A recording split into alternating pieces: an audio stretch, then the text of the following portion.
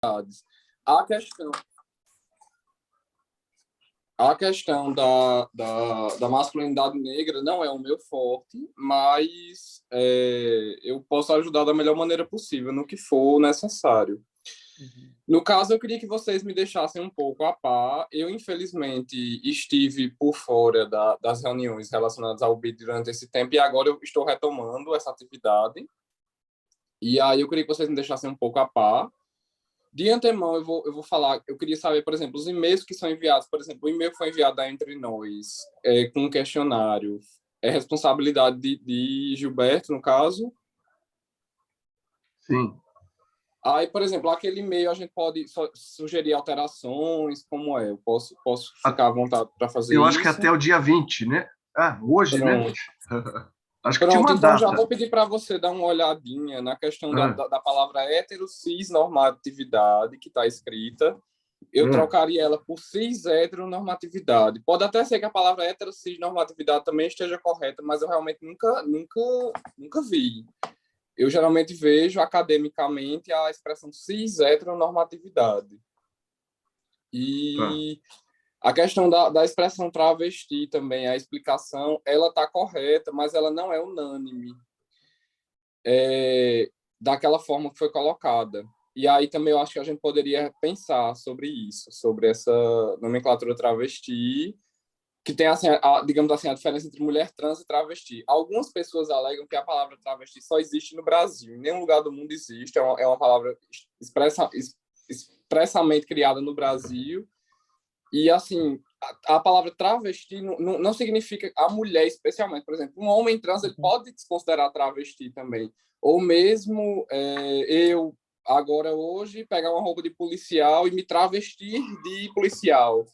Então, eu achei que ela ficou muito engessada, talvez, da forma que foi colocada, de que seria a mulher, focando muito na mulher trans, entendeu? Que se enxerga daquela forma.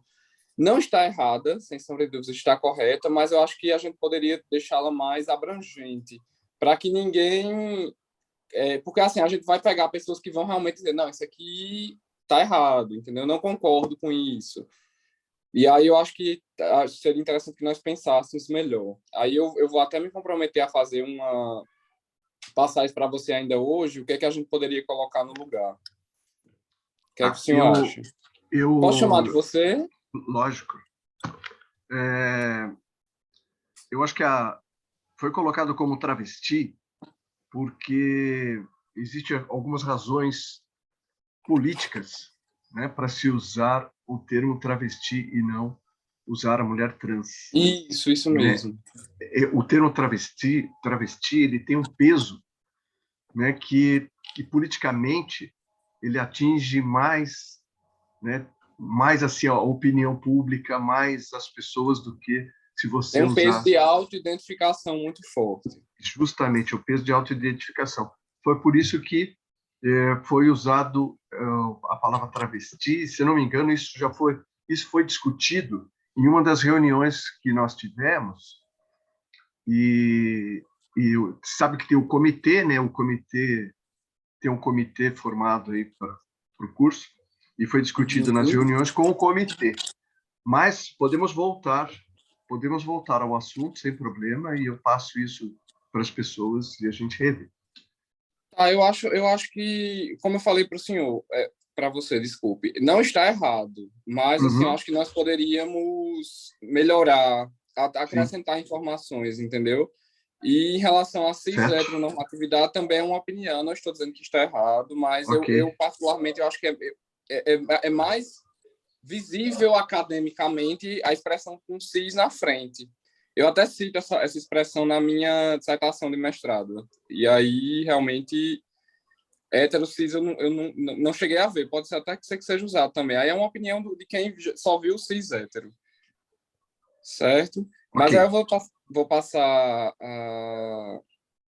a palavra para vocês, para que vocês explanem direitinho, para que a gente continue. Tá. Como você talvez não tenha participado desde o início, isso, você sabe que é um projeto do BID, né? Projeto do BID, que já existia já há algum tempo aí, acho que na cidade, e agora resolver implantar, e ele vai tratar, né, da violência contra a mulher, vai tratar das questões raciais, né, vai tratar dos preconceitos, e, e nessas tratativas, né, nós vamos ter alguns especialistas que vão debater esse assunto com o grupo de GCMs, né, que são 300 GCMs, e nós temos 26 agentes públicos que vão participar desse curso, que é a primeira fase. Nessa primeira fase são 326 pessoas.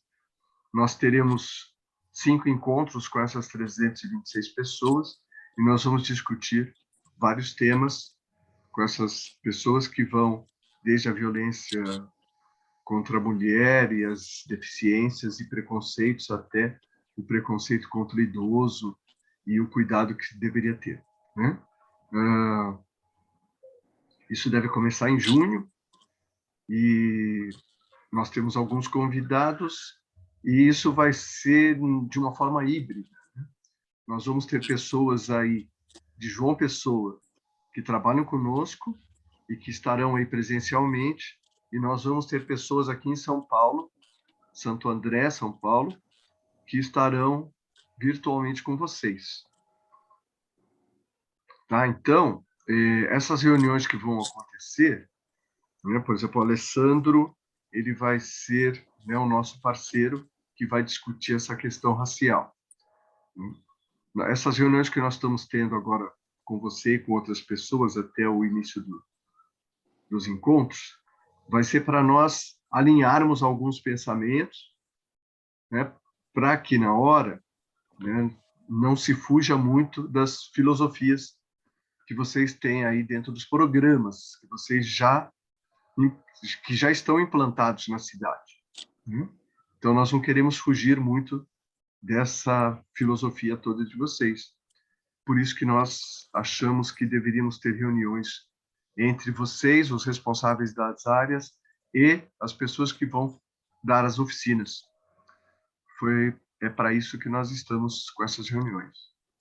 Aí, no caso, a pessoa que ficou responsável pela oficina da igualdade racial é o Alessandro, que está aqui conosco. E o LGBT. Aí é outra pessoa. Aí é outra pessoa. Pronto. Tá dividido, né?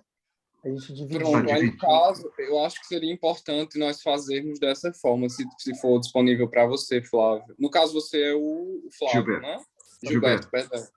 Gilberto, então eu acho que a gente poderia fazer o seguinte, conversar com o nosso amigo Alessandro hoje sobre a questão racial e depois acho que nós precisamos marcar outro encontro para debater sobre a questão LGBT. Vão ser 2 dias diferentes, não é isso? Racial e LGBT? Sim. Certo. Sim. Pronto, então eu acho prudente que haja realmente outra reunião dessas sobre a questão LGBT.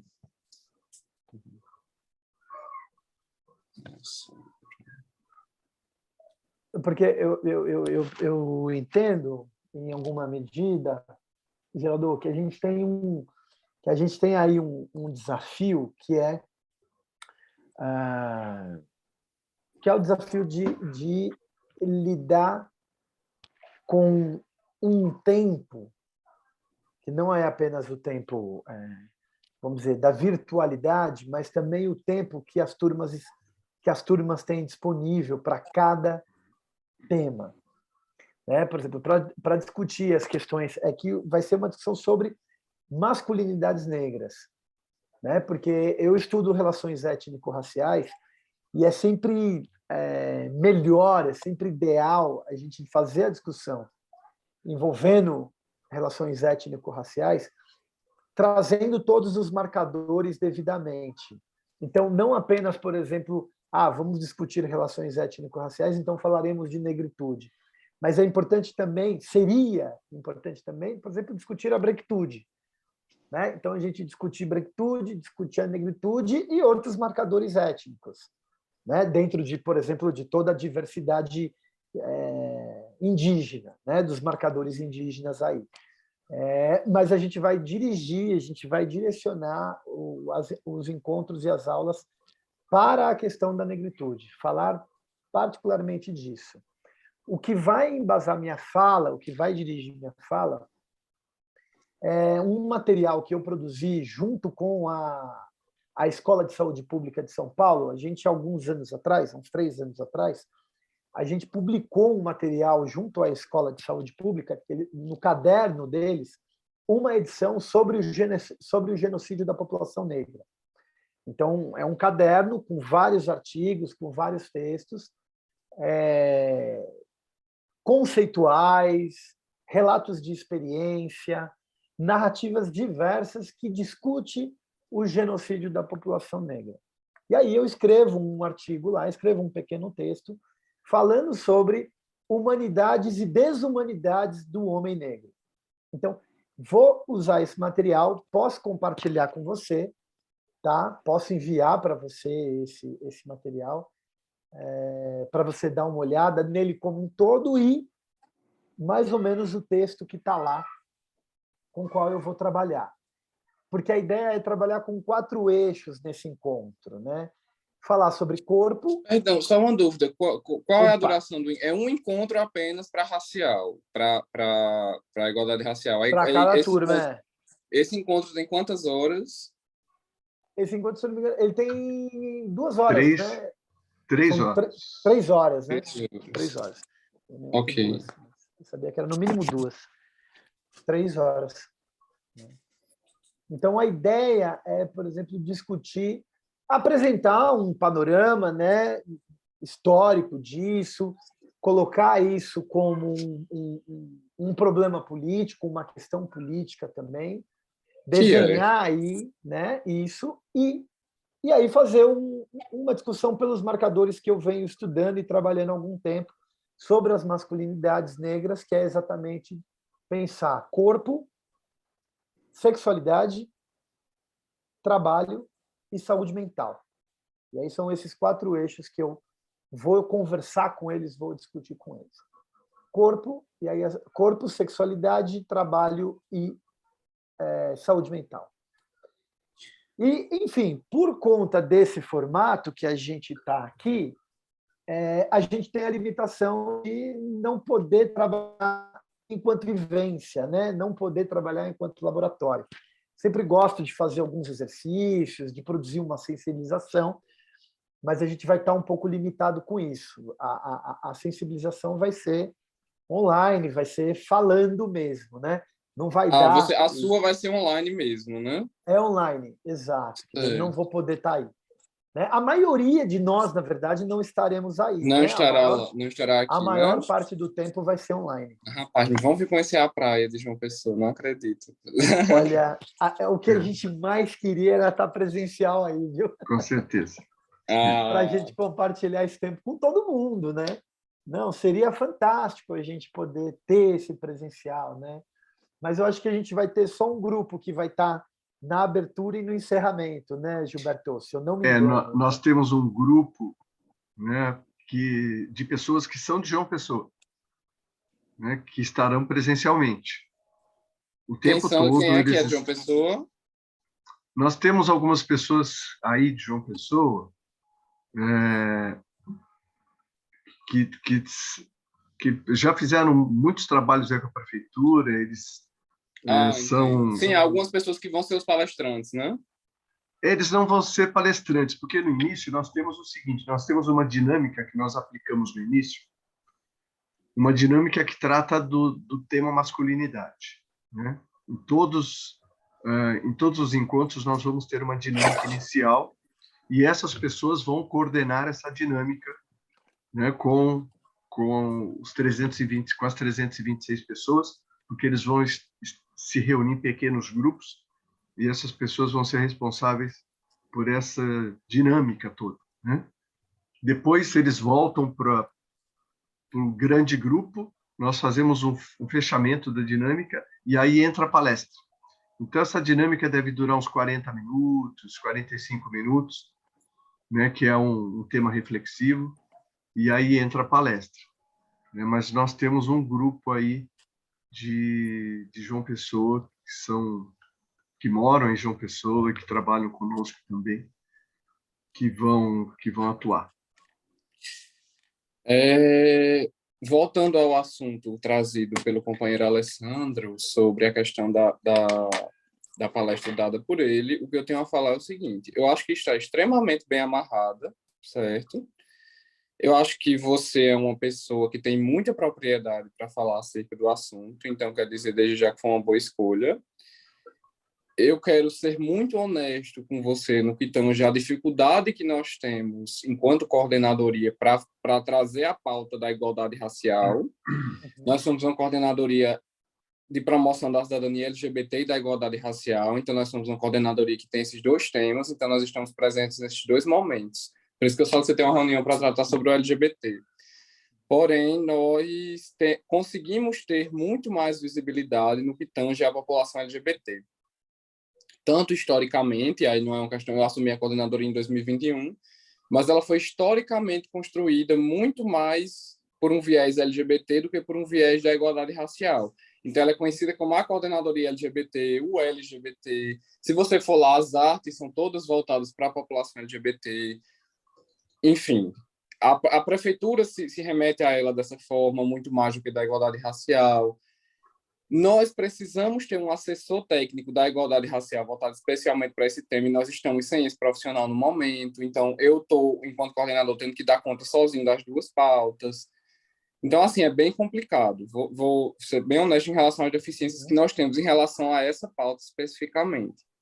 Desde o início que eu assumi a coordenadoria, que eu venho tentando o máximo possível trazer a igualdade racial à voga, trazer à tona.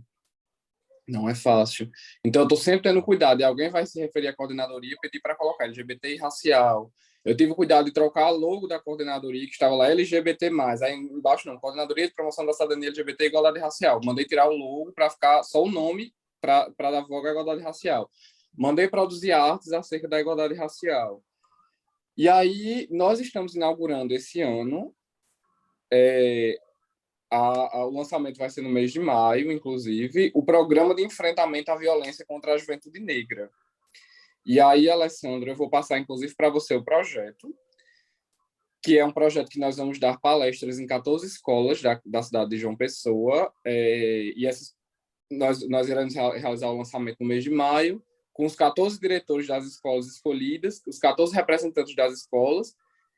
Escolhemos as 14 escolas, preparamos um material e colocaremos um selo em cada escola que receber a capacitação de que aquela escola realmente recebeu a capacitação do Programa de Enfrentamento à Violência contra a Juventude Negra.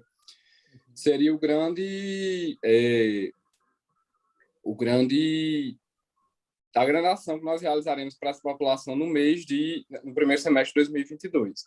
Nós estamos sempre tentando trazer a população negra, indígena e quilombola para a coordenadoria através de ações. Então, lá na coordenadoria, nós oferecemos, através de algumas parcerias, especialmente com faculdades privadas, alguns serviços. A exemplo de odontologia, que nós oferecemos através de parceria com o Centro Universitário de João Pessoa. Nós oferecemos psicologia, nós oferecemos assessoria jurídica, através de um assessor jurídico da própria coordenadoria. Nós oferecemos exames citopatológicos para homens trans e mulheres lésbicas, dentre outros serviços pontuais. E aí, o nosso foco, o nosso objetivo é levar essa população levar esses benefícios para a população negra, indígena e quilombola. Então, eu tenho todo o cuidado de sempre que fazer a divulgação, fazer com que a população entenda quando vai para as redes sociais da prefeitura, quando vai para as nossas próprias redes sociais. Nós sempre damos enfoque de que, por exemplo, o serviço da odontologia clínica, ou da psicologia clínica, ela é feito realmente para a população LGBT, negra, indígena e quilombola da cidade de João Pessoa. Mas, infelizmente, nós ainda temos uma procura muito maior da população LGBT na coordenadoria. Por exemplo, a questão do assessor jurídico, ele recebe muito mais dúvidas e questões acerca da população LGBT do que, por exemplo, no caso de intolerância religiosa. Ocorre, mas aí são questões pontuais. Eu venho tentando me aproximar da população. Em janeiro, nós realizamos um evento em alusivo ao Dia Internacional do Combate à Intolerância Religiosa, onde nós conseguimos realizar o evento na prefeitura e conseguimos juntar vários representantes de religiões de matriz africana, então foi muito bom, foi muito enriquecedor. Eu tenho procurado frequentar espaços de terreiro também, para tentar apresentar o trabalho, para fazer com que a população conheça também, para tentar levar o máximo possível a questão da igualdade racial que nós oferecemos na coordenadoria para essa população. Então, de antemão, estou passando para você quais são os nossos feitos realizáveis e realizados pela coordenadoria no que tange à pauta. E em relação ao que você vai apresentar, eu não tenho nada para questionar, pelo menos de antemão, você vai me enviar o material, mas eu não tenho nada para questionar e nem eu acho que está muito bem amarrado e eu acho que será muito enriquecedor se você levar dessa forma, inclusive no que tange a questão da masculinidade, que eu acho que é de extrema importância, porque eu acho até que ela entra em conjunto com as outras pautas, exemplo da violência contra a mulher. Então, eu acho que está totalmente amarrado, ao meu ver. Não tem nada discrepante com o que nós oferecemos na coordenadoria. Eu só quero que você fique ciente do que nós oferecemos lá, para que você tenha essa ideia também. Sim. E, Geraldo, me fala uma coisa. Junto com a guarda, já foi feita alguma outra atividade nesse sentido, né? Vocês já promoveram, por exemplo, algum tipo de capacitação, algum tipo de conferência, divulgação de material? Se a guarda, por exemplo, ela recebe esses materiais que vocês vão produzindo aí na coordenadoria, se eles são, enfim, convidados a participarem de alguma iniciativa, de alguma forma,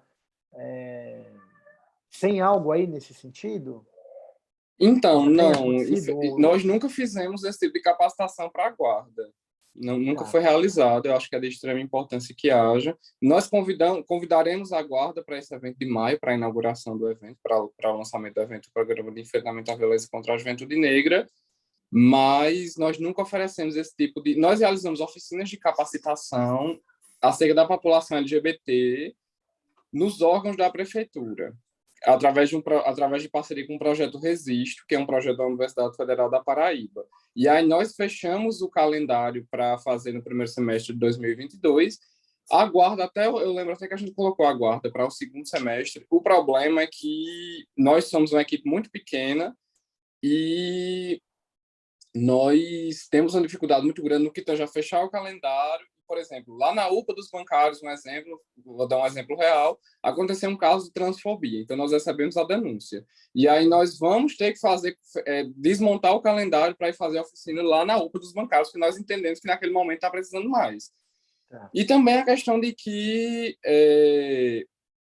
como nós sabíamos que haveria realmente essa grande capacitação para a guarda, nesse momento agora, através da parceria, através desse grande programa, então nós entendemos como que a guarda estivesse bem servida nesse momento, né? E levando em consideração a imensa quantidade de órgãos que nós temos para oferecer essa oficina. O que é uma oficina muito pequena também, uma oficina que nós realizamos através de mim e de parceiros, como eu falei, da UFPB, mas é uma oficina muito enriquecedora e é uma oficina voltada totalmente para a população LGBT. A da igualdade racial nós realizaremos na escola, como eu falei, através do mês de maio.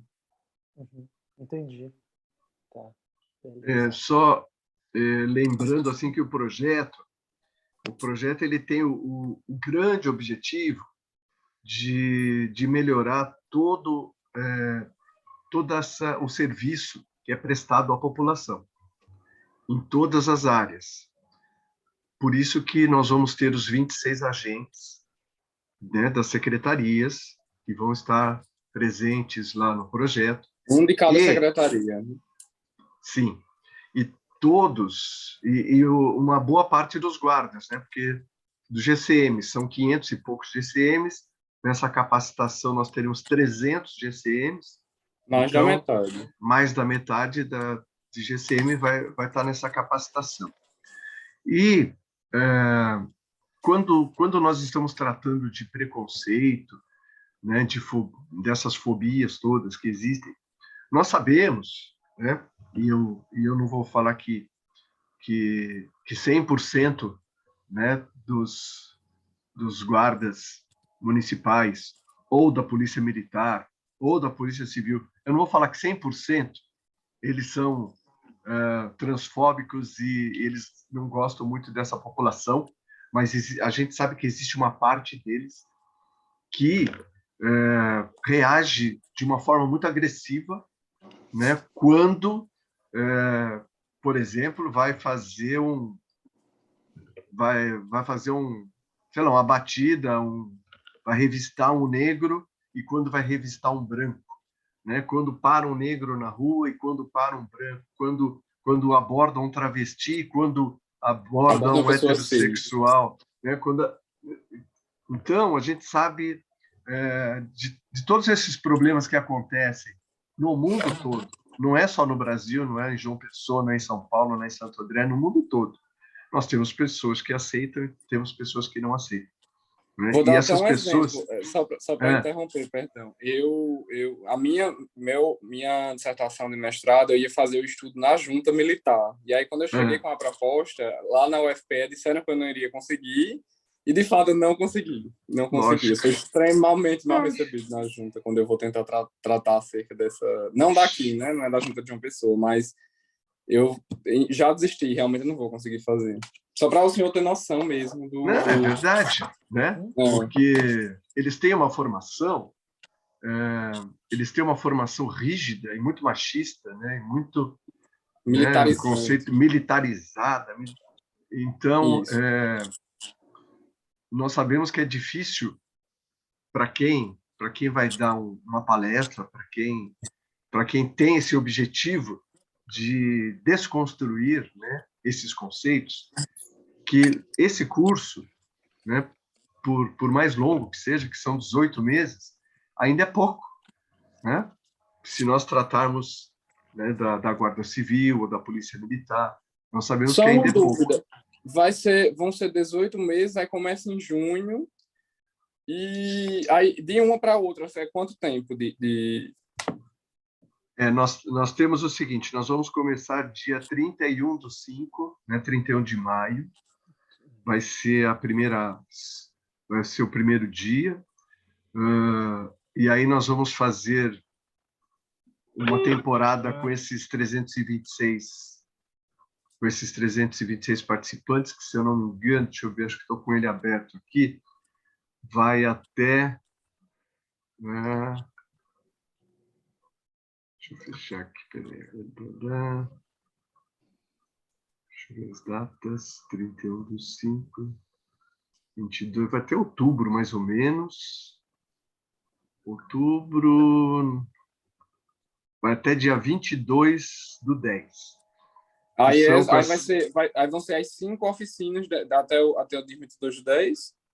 Nós temos o seguinte, nós temos 326 pessoas, então a primeira semana nós temos um grupo que vai fazer em algumas oficinas, na segunda semana nós temos um outro grupo que vão participar das mesmas oficinas da primeira semana, então nós vamos mudando a cada 2 semanas, nós vamos mudando as oficinas, só que serão sempre assim, na primeira e na segunda semana do mês, depois na terceira e quarta semana, nós temos o tempo para fazer os relatórios, para mandar para o BID, para fazer as entrevistas com os participantes, porque a cada fechamento de quinzena, nós vamos entrevistar alguns participantes e para saber, né, como é que estão as oficinas, como é que está a dinâmica disso, se eles estão de acordo, se eles acham que pode melhorar alguma coisa.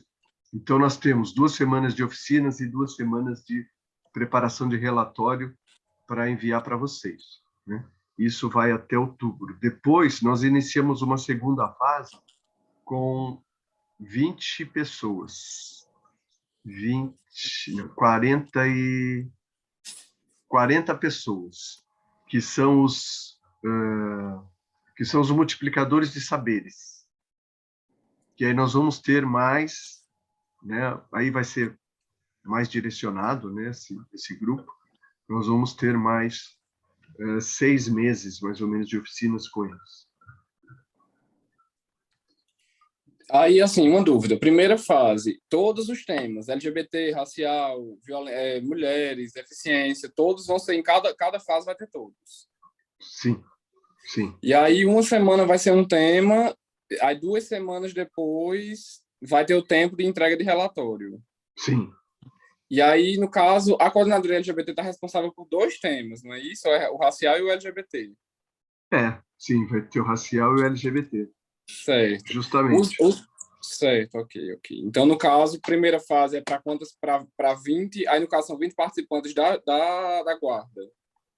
A primeira fase são os 300 participantes da guarda. A primeira fase são os 326, aí a segunda só é para Isso, 20 pessoas. 40 pessoas. São 20 da guarda, 26 da guarda e, ao contrário, os 26 da secretaria e 14 da guarda. 26 Certo. das secretarias e 14 da guarda. Aí quem são esses 14 da guarda que foram escolhidos? Ainda não foram escolhidos, porque nós precisamos identificar, na verdade, nós queremos identificar durante o processo aqueles que têm, né, uma maior intimidade com o tema, aqueles que têm mais interesse no tema, porque se a pessoa, durante o processo, Se ele não mostrou. demonstrou interesse nenhum, não tem por que ele ser um multiplicador, porque não vai dar certo, né? Ele Entendi. vai remar para trás, né? Então, nós vamos identificar durante o processo essas 14 pessoas, nós vamos indicar, e aí provavelmente vai ter uma avaliação lá dos responsáveis da guarda, né? Não sei se é a Diana, se as pessoas da guarda que vão ficar responsáveis por isso. Agora, Geraldo, você vai começar a participar do comitê também? Sim, já coloquei. Tá. Então, eu vou providenciar o envio de todo o material que já foi distribuído. Eu vou providenciar o envio para você. Ótimo. E Eu daí fiquei você como fica. titular.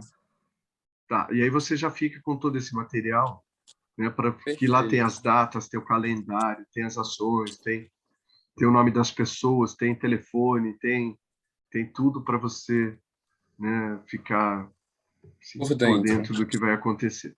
Perfeito. Tá? Perfeito. Pronto, eu fico no aguardo do senhor mandar esse material para mim. Sim. Uhum. Mas eu acho que de antemão o básico já me foi passado. Pelo menos eu entendi muito bem a logística. Certo. Agora, o Alessandro, ah, o Alessandro sabe que são 300 guardas, né? Que o objetivo maior, né? Assim, o Alessandro deve vivenciar isso todo dia, mas o objetivo maior é desconstruir esse preconceito, né? Que existe contra a população preta, né? E tenho certeza que o Alessandro tem um discurso, né, pontual para isso. Exato. E eu acho que também para vocês, né, que são dessa coordenadoria, né, para você, Geraldo, vocês também devem trabalhar, né, da mesma forma para essa desconstrução, né, aí dentro do município de vocês, né? Apesar de você falar somos muito poucas pessoas, é passo de formiguinha, mas é necessário fazer, né? É necessário que se faça isso, né? Ainda, apesar das limitações, nós conseguimos. Por exemplo, a gente vai conseguir fazer o programa de enfrentamento à violência contra a juventude negra em parceria com a Secretaria de Educação. Porque senão a gente também não conseguiria fazer sozinhos, entendeu? Sim, sim. Pois é, então, assim, nosso serviço é esse, é trabalho de formiguinha mesmo, como você bem trouxe. Mas em relação o que o Alessandro tá trazendo realmente como prioridades acerca da palestra, eu acho que tá essencial, tá fundamental para levar especialmente para o público que vai assistir, que é a guarda. E aí eu acho que nós temos que trazer, e é uma experiência própria minha enquanto palestrante de oficinas para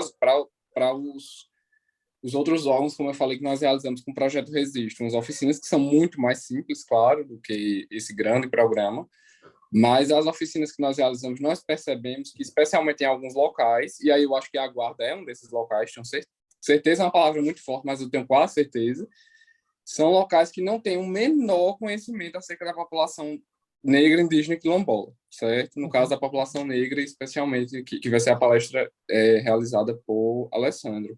E aí você tem que focar em questões basilares mesmo. Não adianta você levar um super conhecimento acadêmico inicialmente, quando eles não... Por exemplo, que a gente já teve essa experiência enquanto oficina LGBT, de nós tentarmos levar um conhecimento muito acadêmico, muito aprofundado, e eles não entenderem, entendeu?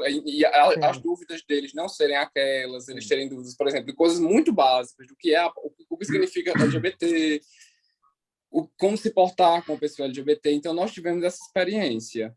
Eu acredito que a guarda seja mais ou menos nesse viés. Há alguns órgãos que realmente, por exemplo, quando a gente vai dar uma oficina no CAPS, geralmente são psicólogos, são pessoas que têm essa vivência muito maior. Então, elas têm um conhecimento muito grande acerca do tema, mas em alguns lugares, não. Então, eu só faço esse aconselhamento. Mas aí eu acho que da forma que você trouxe, pelo que você nos disse aqui, eu acho que está muito redondinho. Eu acho que é o que eu acho que é o que a guarda precisa mesmo nesse momento. Então, realmente não tenho, eu vou ler o material com certeza, mas pelo que foi trazido por você agora, eu não tenho nada a acrescentar, não. Porque eu fico pensando sempre, né? Legal você falar disso, que me remete a algo muito parecido que temos aqui também, sabe, Geraldo? É isso, é um lugar assim de sensibilização. Isso, de sensibilização. Não adianta a gente levar que não dá coisa... para a gente, exato, né? Não Não dá, dá, porque não dá não para tem pisar no acúmulo, né? Não acumulou anteriormente, não experimentou a coisa de maneira preparatória para receber uma carga conceitual, informativa e até de provocação, né? Até às vezes de provocação mesmo, não consegue. Então, uma coisa que eu gosto muito quando eu estou diante, por exemplo, de um público assim, é exatamente sensibilizá-los pelo fato de que a grande parte deles pertencem justamente a esse mesmo lugar, né? Por exemplo, as guardas aqui em São Paulo, a polícia militar, a grande maioria são negros, São né? negros. São Mas, às compostos vezes, por negros. apesar de negros, eles não têm essa sensibilização acerca da própria população, o que é uma coisa muito Exato. comum na população LGBT. Exato.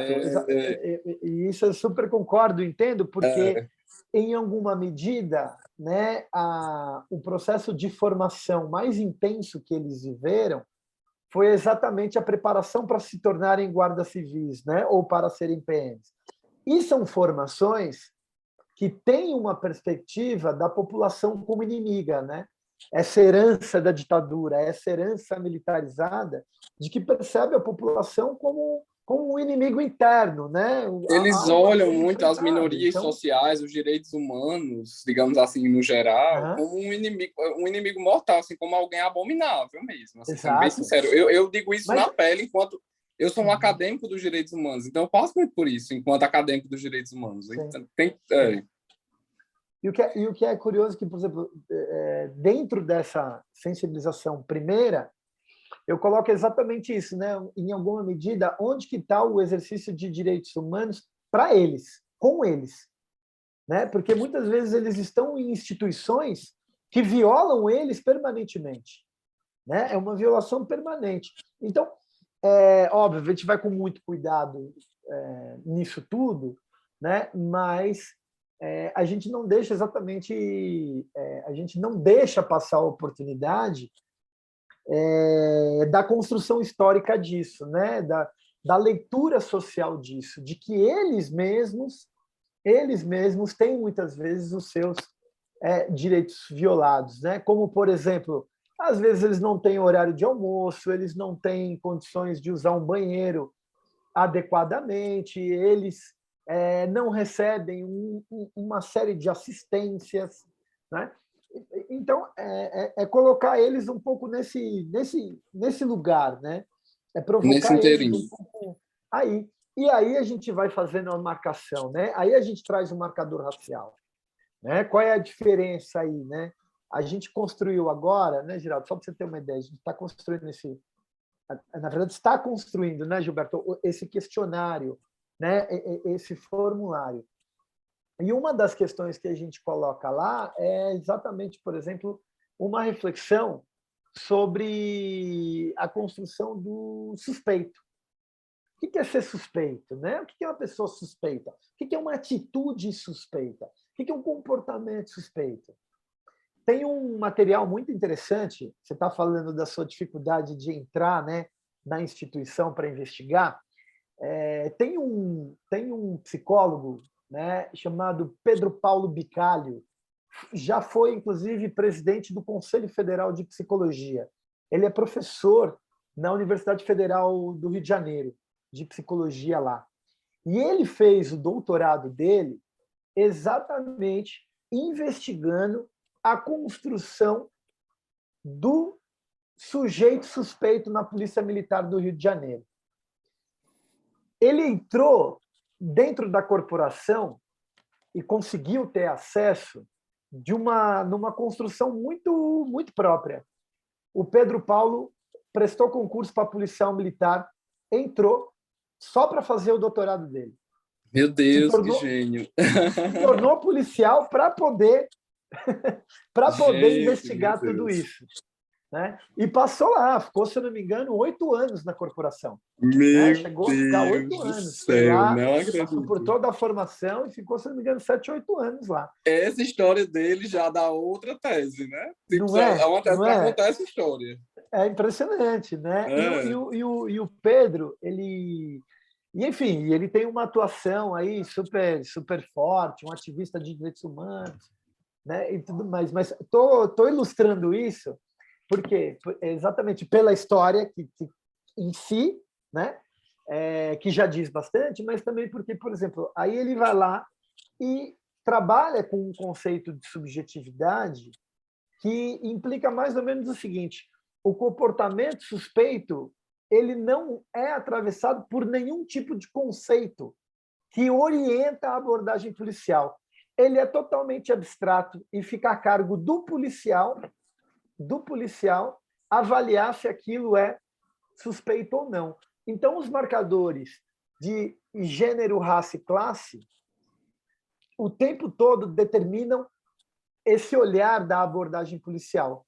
Ou seja, é negro, é suspeito, é pobre, é suspeito. Tudo depende do território, da melanina.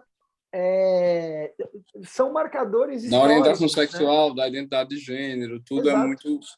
Então, o comportamento suspeito, ele, na verdade, é uma construção de subjetividade. Ele não tem uma orientação objetiva, uma orientação que delimita essa abordagem, né? Olha, aqui é assim, essa... não.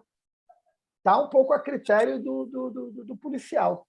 E aí, como na Guarda Civil, eu desconfio que na Guarda Civil deva ser muito parecido. Não deve ser muito diferente. Como a palestra é para a Guarda Civil, eu acho que o grande enfoque dessa questão da negritude, da questão racial, acho que é isso. Porque, por exemplo, você vê que a pessoa que vai dar a palestra para a questão da mulher, ela vai fazer de uma sensibilização diferente, porque a mulher ela não é vista como suspeita ou a pessoa deficiente. Assim, eu não estou falando isso de uma maneira geral, claro. Estou falando isso de uma maneira no senso comum.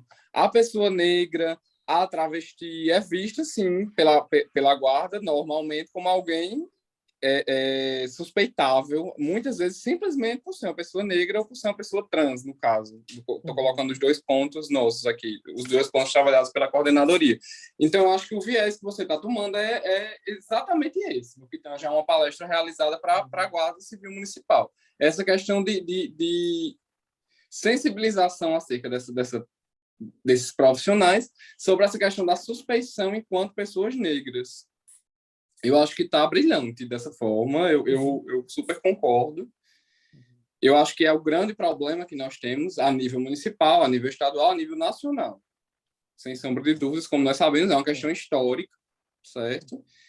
E aí, eu fico feliz de você ter esse cuidado de levar a população de uma maneira sensibilizante e não de uma maneira não tão acadêmica, porque se a gente levar de uma maneira muito acadêmica, a população não vai adiantar muita coisa, porque eles não vão entender... A gente quer sensibilizá-los, né? A gente quer justamente que reverbere ali, né? E que isso coloque eles em outro lugar na prática deles, né? Na atuação. Exato, né? exato. A gente não tem como pular etapas com eles. Se eles não tiveram nenhuma vivência básica, como é que a gente vai levar já a vivência avançada? É isso aí. Exato. É. Exato. Mas legal, legal. Bom, eu acho que é isso um pouco, gente. Não sei, Geraldo, se você tem alguma questão agora. A gente tem um tempo aí ainda, né? A gente pode ir trocando mensagens, a gente pode ir trabalhando. Isso. Né? Ainda o lançamento deve ter um evento do lançamento. Vai ser em que dia? Você tem aí a data, Gilberto? Gilberto talvez saiba. Tá marcado já. Eu não lembro agora. Mas aí ele vai me mandar o material e eu vou acompanhar essa questão de datas, essa questão toda. Não estamos te ouvindo, Gilberto. Tá fechado seu microfone.